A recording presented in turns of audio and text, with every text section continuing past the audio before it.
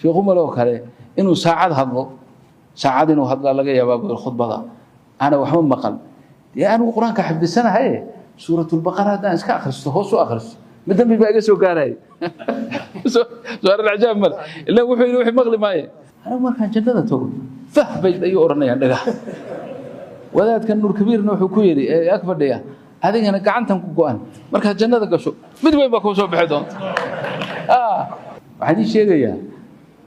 bari aan si fogeyno ma bari ma hay 2010 meelahaas ayaa waxa qadar lagu sameeyay mu'tamar ay ku soo urureen oo la isugu keenay dhagoolayaasha nin Soomaaliya la socdo xamar ka yimid ninkaasi waa dhagoole laakiin waa xaafid quraan kor ka yaqaana wuxuu yiri ninkii aniga quraanka lagu imtixaano oo waxba maqlishida wuxuu yiri bishimiina akhrinaya jalsaan uu qabanay quraanka meesha aad rabto soo qabo bishintaadu buu akhrinaya meeshii buu ka wadaya laana wuxuu dhaga beelay isagoo nin weyna xaafid markaas ninkii xaafidka ahaa ee hadana dhagoolaha beereer qadar la yaabeen waxay ninkan waa inaan dhaga u sameeynaa wax kasta aan ugu qabsato ikraaman lil quraan waa in dhagaha ninkan aan soo celino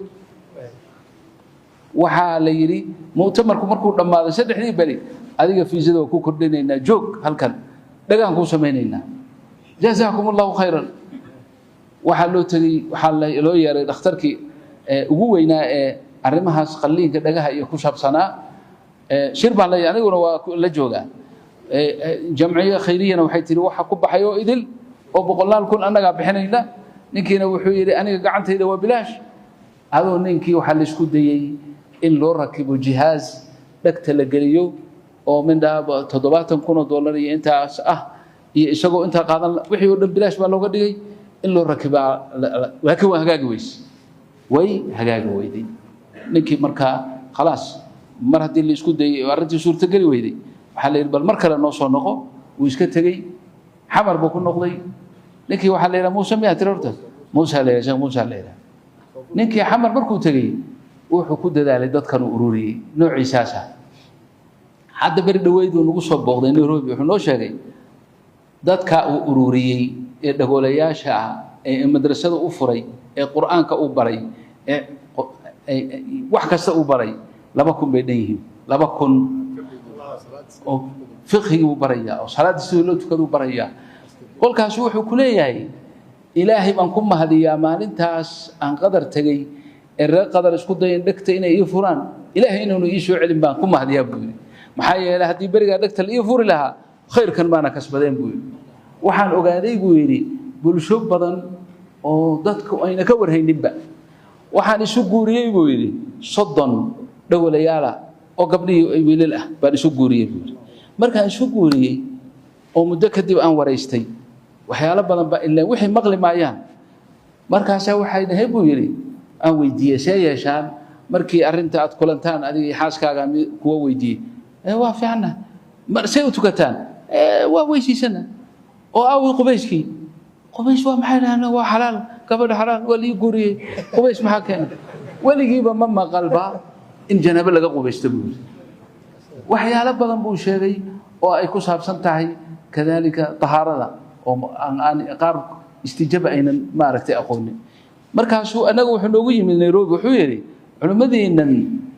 mu'tamarka sameeyay sanad kaste ee isu yimaada ee dadka la hadla dadka walaalihiina qaybtan maxaa qayb wasiin weydeen maxaa diinta Ilaahay u sheegi weydeen